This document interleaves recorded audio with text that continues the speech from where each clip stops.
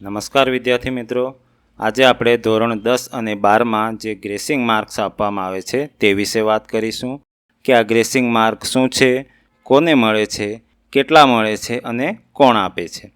Gracing mark એટલે કે વિદ્યાર્થી એક કે બે વિષયમાં ફેલ થતો હોય ત્યારે તેને ખૂટતા માર્ક આપી તેને પાસ કરી દેવામાં આવે।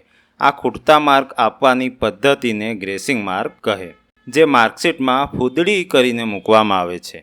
હવે આ ગ્રેસિંગ માર્ક્સ કોને કોને મળી શકે? તો વિદ્યાર્થી બધા વિષયમાં પાસ થઈ જતો હોય અને એક કે બે વિષયમાં માત્ર થોડા માર્ક માટે ફેલ થતો હોય તો તેવા વિદ્યાર્થીના હિતને ધ્યાનમાં રાખીને આ માર્ક્સ આપવામાં આવતા હોય।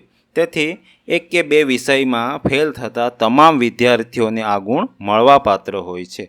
અમુકવાર રિપીટરોને પણ આવા ગુણ મળેલા છે। વિદ્યાર્થીઓનો બીજો પ્રશ્ન એ છે કે આવા કેટલા ગુણ મળી શકે અને આ માર્ક્સ કોણ આપે છે? તો આ GSSE બોર્ડ કે જે ધોરણ 10 અને 12ની બોર્ડની પરીક્ષા લેશે, આ બોર્ડ જ આ ગ્રેસિંગ માર્ક્સ આપતું હોય છે।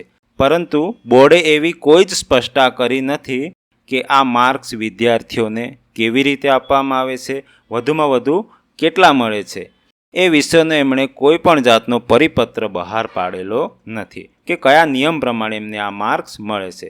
પરંતુ ધોરણ 9 અને 11 માટે જે નિયમો છે તે પ્રમાણે જોઈએ તો વિદ્યાર્થી 33%એ પાસ ગણાય અને એની ઉપરના જે પણ ટકા આવતા હોય એ ટકાનું એમના ગુણમાં રૂપાંતર થાય।